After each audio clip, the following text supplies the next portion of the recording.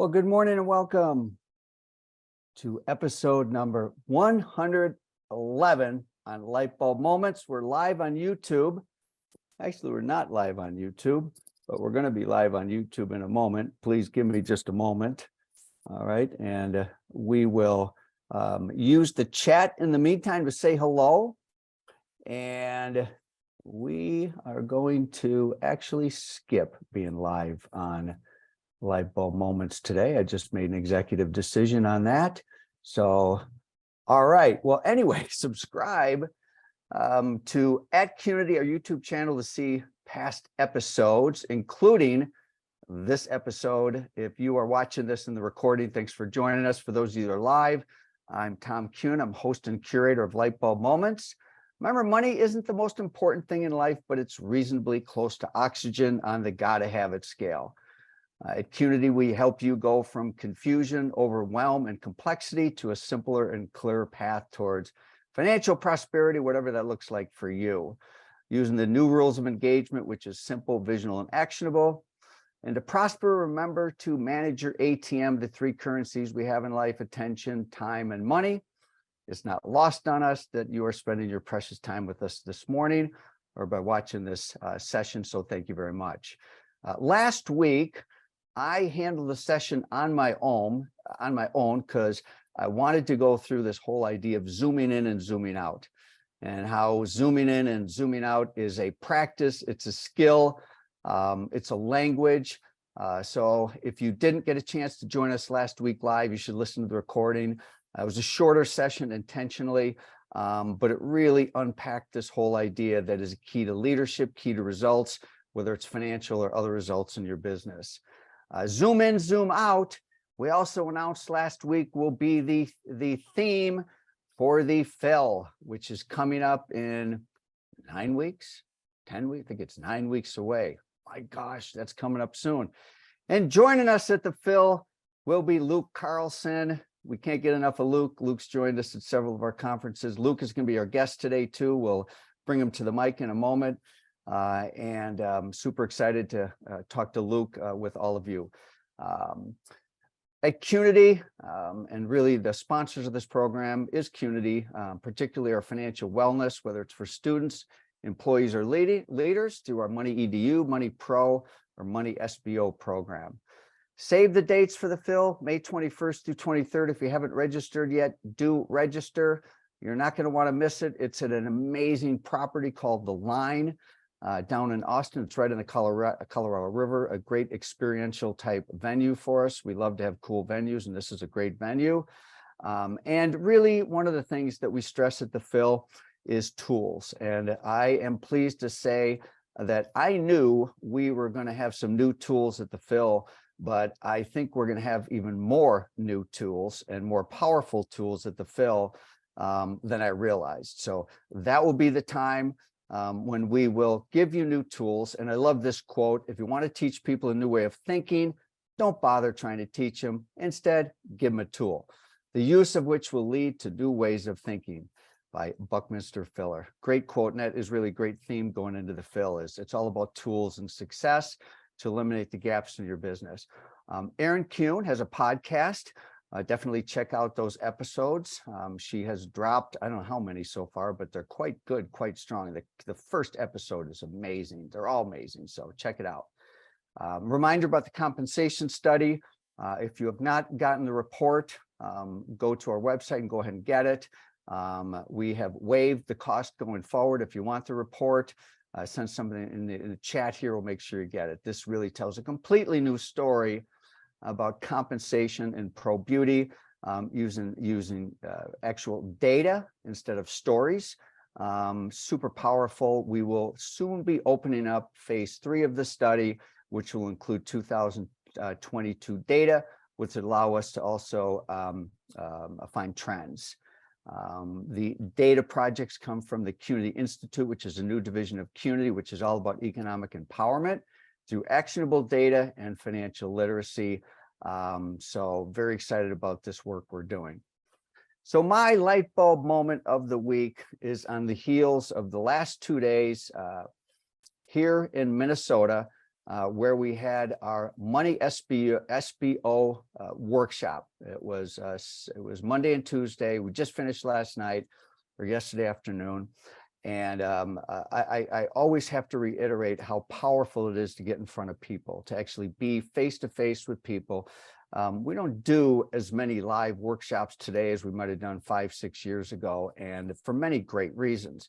But this workshop was quite amazing. Candice Gliotto did just a fantastic job leading the workshop. She had the help of several members of our team. So I'm super proud of what was accomplished here.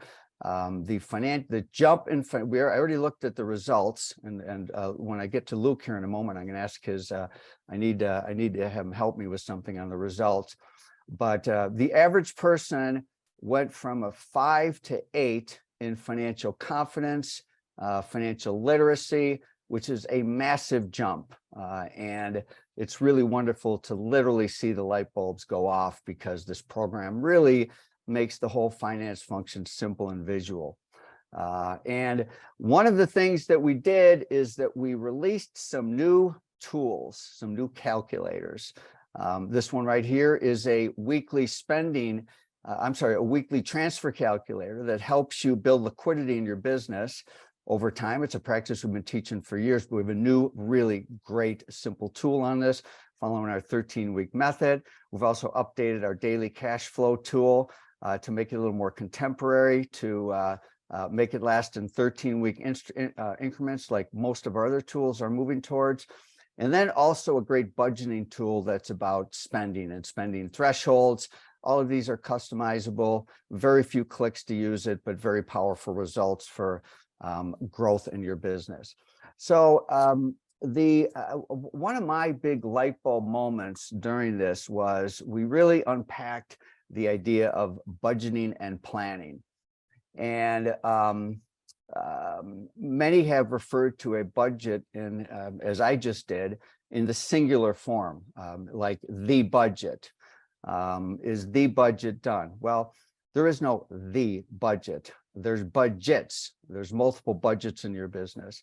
And it's learning the difference between a P&L budget, a cash flow budget, capital spending budget. And so we provided a lot of guidance in that. We also really made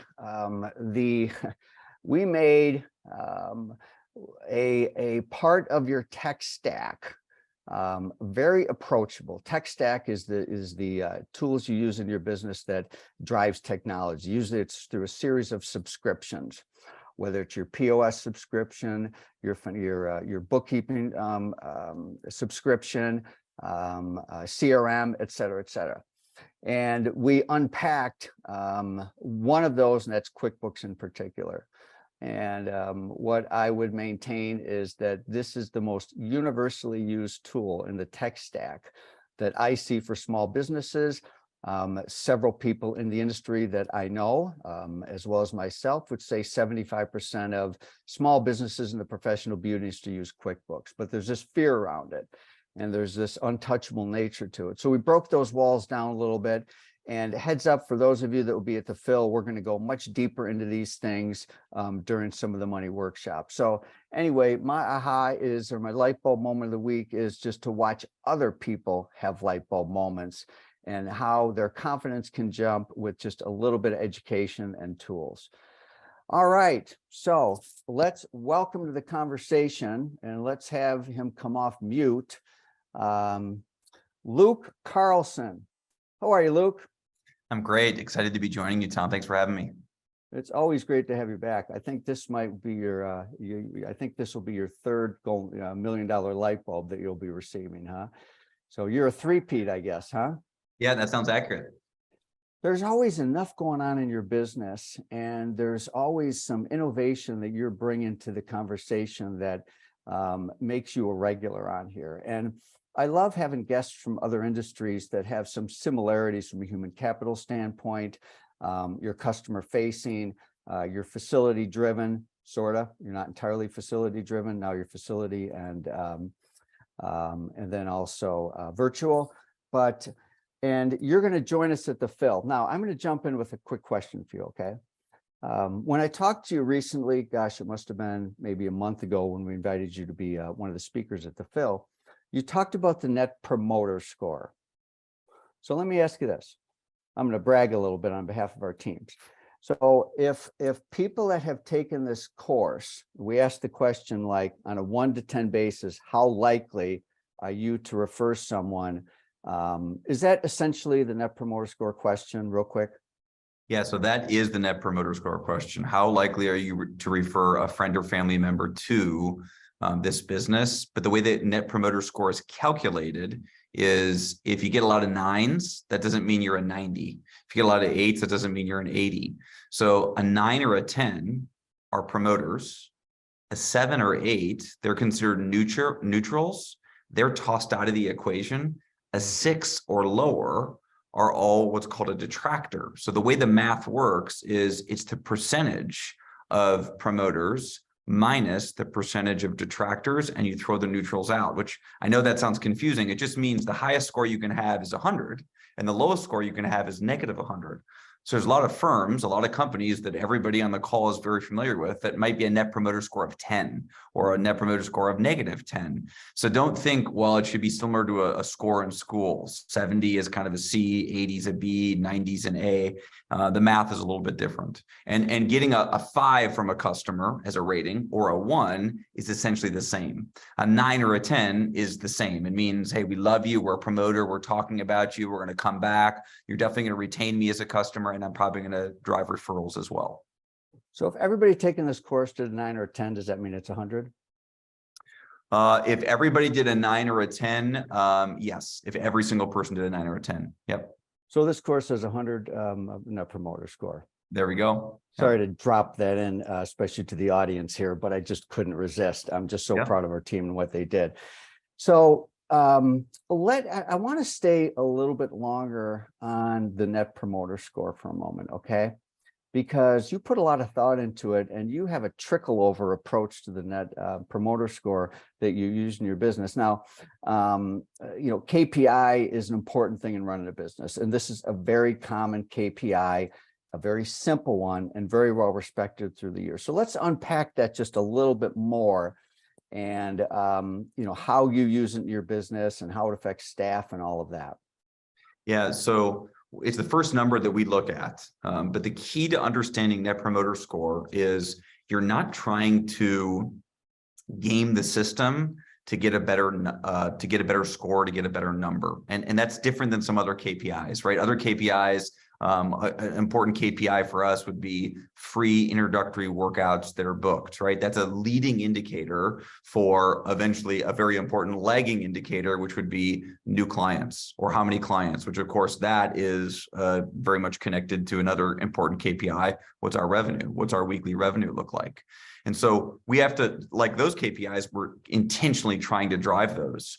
With Net Promoter Score, the Net Promoter Score is just giving us a really good snapshot of how our customer feels about our brand. And it's a powerful number. This was developed by the people at Bain. A number of Fortune 100s and Fortune 10s approached Bain. Apple was one of them and said, hey, can you come up with some type of metric, some type of predictor, so we understand long-term, are we going to be profitable? Are we going to grow profitably? And Bain spent millions of dollars on this, and they came up with what they call the ultimate question. And the ultimate question is exactly what you said. How likely are you to refer a friend or family member? And it's not that you're getting the referral. It's that when you refer, that's an act of, I love this brand. You are actually staking your own reputation, right? Tom, if I refer you to a product or service, my reputation is on the line. It's not just that I think that you're going to enjoy that experience, that product or service. It's you're going to change how you actually view me if you go have a wonderful experience or if you don't have a wonderful experience. So that's the question they came up with. Now, with a couple decades of data on it, we know that Net Promoter Score truly is probably the best predictor of long-term profitable growth. If you invested in Net Promoter Score companies that had high Net Promoter Scores 15 years ago, that would be the most effective investment strategy across large companies over the last 15 years. And when I join you, I'll walk through that data and make a compelling case for that. There's so many wonderful business books and the Jim Collins Good to Great and Built to Last, and the net promoter companies. All right. So he would call these companies that are focused on net promoter score before anything else. So when we think about net promoter score, what is net promoter score? It's really a measure of customer love. He originally, the creator of net promoter, wanted to call it net lives enriched, which I just love. He just didn't think he could package that and sell that. But that's how we should think about net promoter score, net lives enriched. If I interact with your brand, is my life going to be enriched? So that's what it is. And I'll walk through the interesting data on if you just focus on net lives enriched, how that is the best predictor of profitable growth. And sometimes we think, yep, that's wonderful in my salon or my studio or in my small business. It's true in our small businesses, and it's true in large businesses as well. I'm curious if anybody listening in today or participating, if they're using the Net Promoter Score. If so, put it in the chat.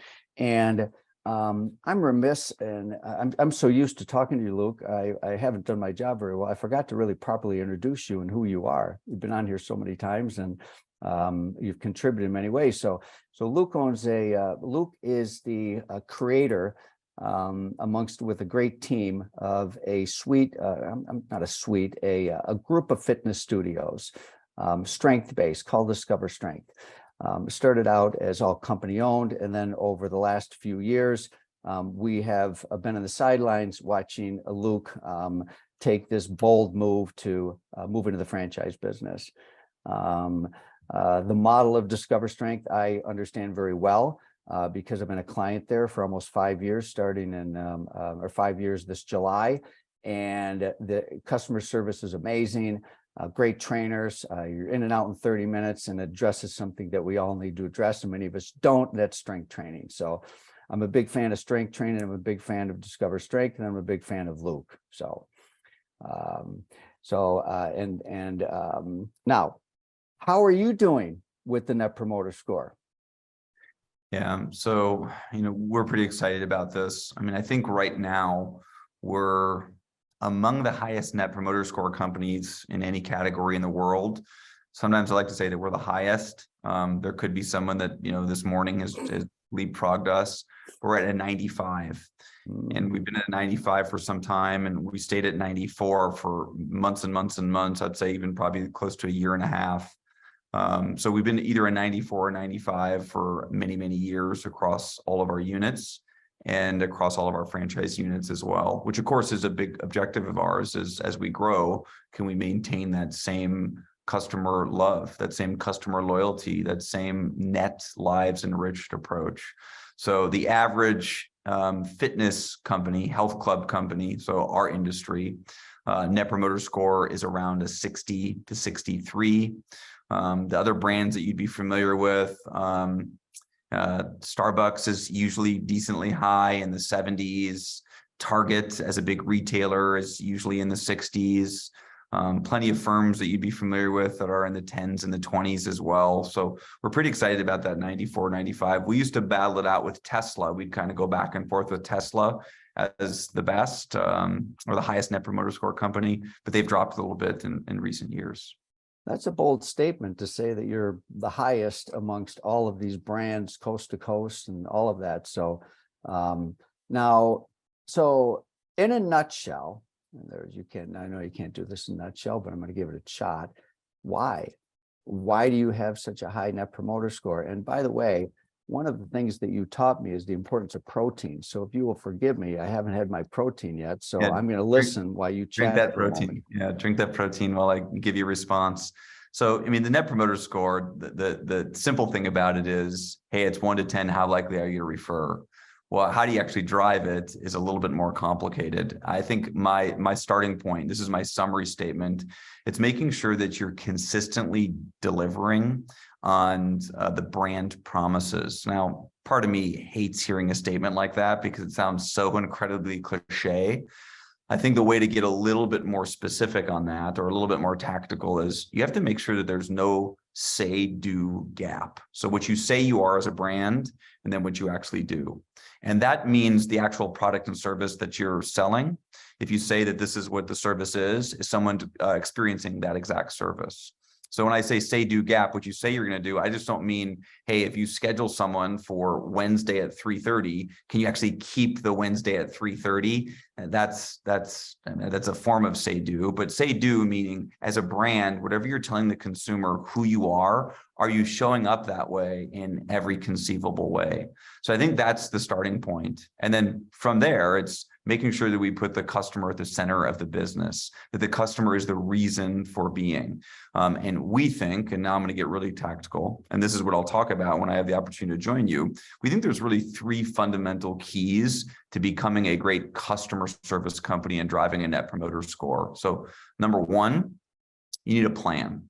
And the plan is the systems and processes of how you actually interact with customers. And there's a lot of nuances to that. For me, one of them is, I'm going to give you an example. How you greet a customer, for example. You're never going to walk into a Discover Strength where you've never been there before, where someone's not going to give you a professional greeting, which means they're going to smile, aim their smile, introduce themselves first, and then proceed with the conversation. And every person you interact with in the facility is going to execute that professional greeting. If you've been to the facility more than once, we're going to give you a warm welcome and fond farewell. We're going to welcome you using your first name, and we're going to do it 99% of the time. We are going to do it on a regular basis. We're not going to miss a warm welcome and a fond farewell. So those are just 2 small elements of the plan. You need a plan. And now that's not the right plan for everybody, or those are not the right elements for a plan for someone, but you need a plan for how you're going to deliver hospitality or customer experience. That's the first thing you need. The second thing you need is the right people.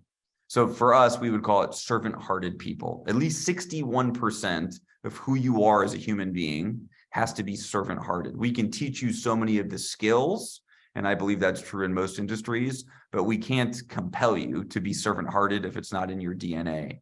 So another way of saying that is we need the right people in the right seats. And for us, that right person has to be a servant-hearted person. So let's just take a step back. If you have a great plan, but you don't have servant-hearted people, it's not going to work. If you have servant-hearted people, but you don't have any plan, processes, or systems, it's not going to work. And I go into businesses every day where I can tell the person interacting with me is servant-hearted. They are a wonderful human being. There's just no plan, process, or system. So they have no idea how to truly interact with me and how to meet my expectations and exceed my expectations and anticipate and fulfill my unspoken needs and make me feel seen and actually engage with me. They just haven't had that plan and that training and that process.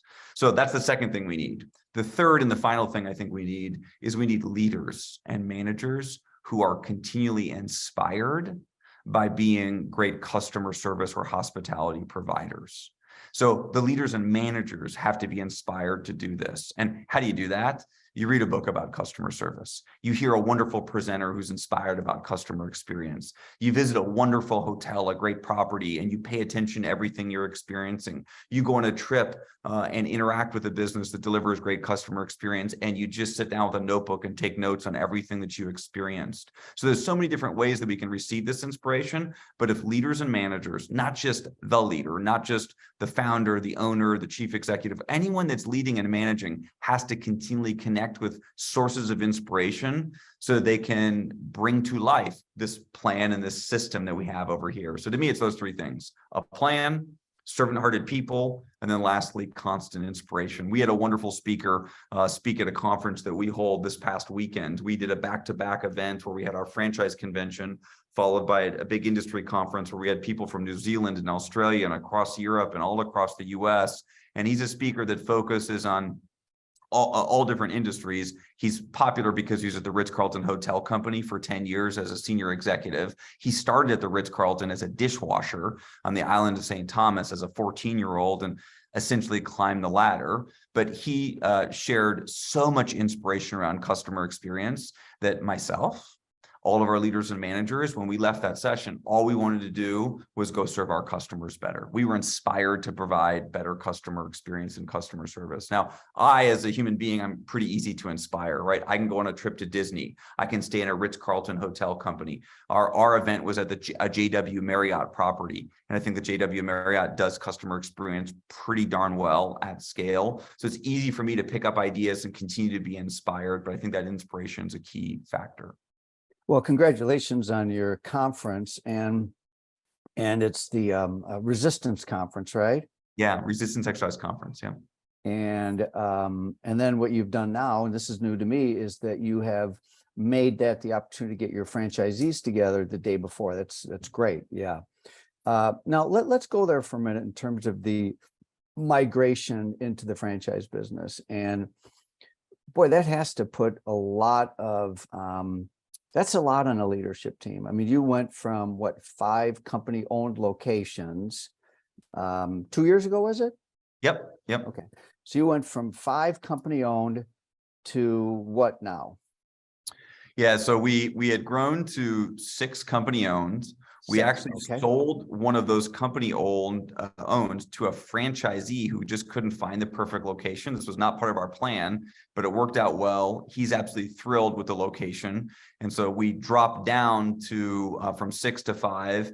And in 5 days, we'll open up a location in Scottsdale, Arizona that we own. So we'll jump back up to 6 locations.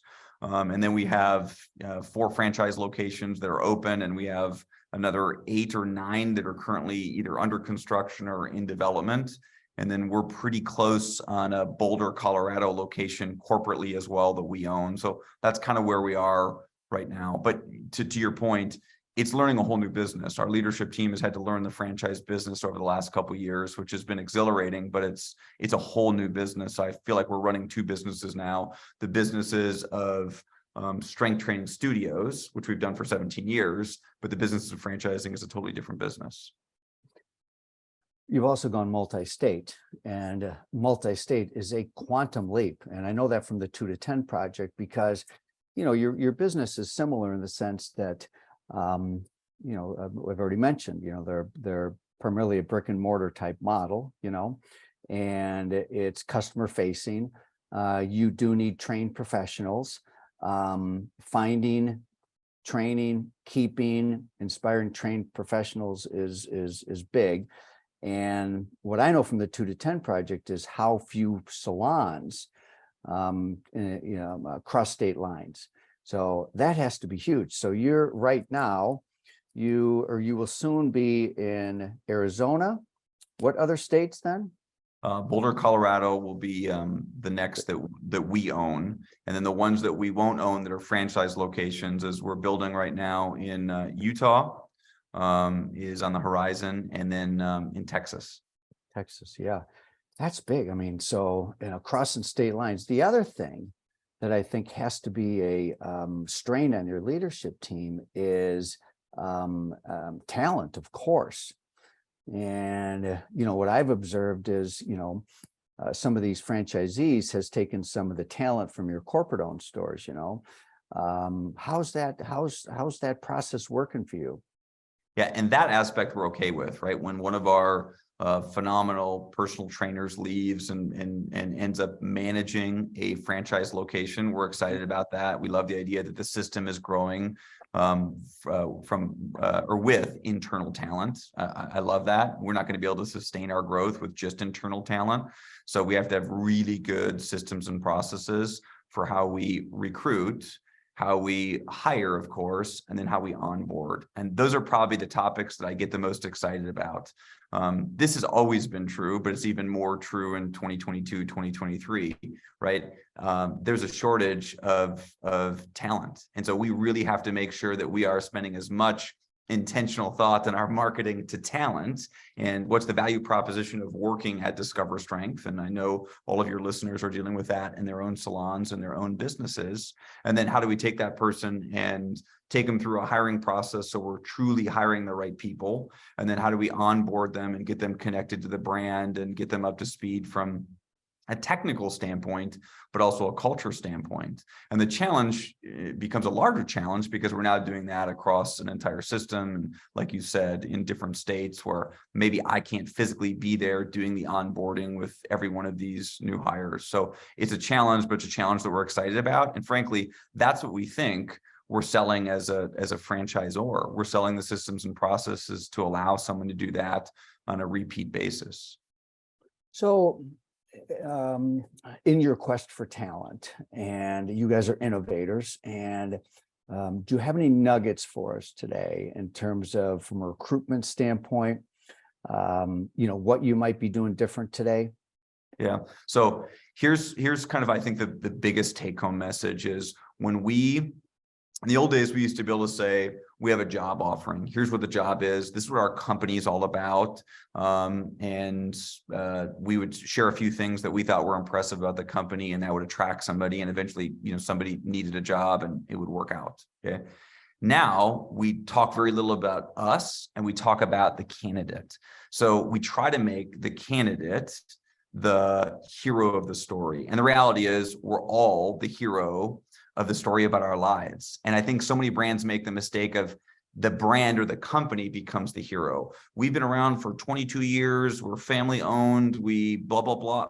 The person that's applying for that position could care less. They're the hero of the story. And so we have to position it that way. So all of the verbiage we use, whether it's a video that's going to be on social media, whether it's a video that's literally going to be in a LinkedIn ad for employment, the language that we use is the candidate is the hero of the story. So we have to speak to what that hero would be interested in, right? And then we, as the company, as the employer, as the brand, we're the guide, right? We're coming alongside of that hero and guiding them, because heroes need guides, right? And I didn't create any of this. This isn't every movie we've ever seen. If we think about Star Wars, Luke Skywalker is our hero, but he needs a guide, right? He needs Obi-Wan Kenobi or Yoda to guide him. And the guide always has two key qualities: empathy and authority. So as a company, we can still show up with authority and empathy for this person, but we have to make sure that we're positioning the job ad as they're the hero of the story. So what would they want to hear about? Where are they going to go? What's their career going to look like? Let's talk about them and never about us. And if we're ever talking about us, it's only in a way that connects with them or it directly impacts them. So that's our biggest take home. Now, the platforms that we use, whether it's LinkedIn recruiting, whether it's Indeed, whether it's visiting college campuses and actually talking to faculty members, whatever the platform is, we're always going to use that same approach, that the candidate truly is the hero. You sound to me like you're a Story Brand by Donald Miller fan. This language sounds very familiar. Is that correct? Yeah, that's an understatement. Yeah. Yeah. And what I think you've done a really great job of, Luke, is you've really picked, leadership lessons. You're a good student. You're not only a good student leadership practice, you're also into the technical craft of your field. You're really into the exercise, research and all that, and innovating. And also, like I said, leadership is an area that you're always reading books. You're always really learning from other people. You incorporate them in a model. We've heard Good to Great. We've heard Story Brand. And now I just had a recollection here of something that I really felt that you and your leadership team that was absolutely extraordinary. And for those of you that weren't part of a past episode with Luke, is they have a way of connecting with clients that is absolutely extraordinary in the form of personal videos. First one I got was from you personally, and I was one of many. Of course, I felt super special, and you did a private, like 1-minute video to me. Thank you for your business, et cetera, and sent me that. Then I found out that you and your leadership team at a later time also did a bunch of personal client videos. And if I recollect right, wasn't it over 1,000 videos that you and your leadership team did? Yeah, just our leadership team went over 1,000, and you said it correctly. We really believe that to truly be a great customer service organization, we have to customize the experience for the client. So this is not like a video that we shot thanking our customers that we just sent out to everybody. We shot a different video for every single customer. And when I did individual reach outs, I shot a different video for every single customer. Now, we're in a situation where we can do that. We don't have, 30,000 customers. We do have a few thousand customers. And I thought it was doable for us to send a short video to everybody and make sure it was actually focused on that person. From a brand, I just don't want to hear communication that everybody got. I would love it if you could actually tailor that communication to me. And we think the more that we can customize an experience to the customer, the more that resonates. So that was our focus. Have you added to your leadership team in the last couple of years as you've moved into the franchise business? And what have you added? Yeah, we added one individual, vice president of franchise development. So this is the person that's really involved with awarding franchises. So they're talking to prospects, they're bringing them through a process of mutual discovery, and then they're awarding the franchise. And so that's been a key hire for us. That individual's name is Scott, and he's been in the role now. He's been in the seat on our team for just coming up on 1 year. He's an amazing cultural fit and has learning the franchise business and integrating it to our business so incredibly well. But I want to go back and just stress that he's an incredible cultural fit from a value standpoint, from a purpose standpoint. We're just completely rowing in the same direction. I love going to work with him every day for those reasons. You just won an award here, 2022 Vistage Leader Award. What's that all about?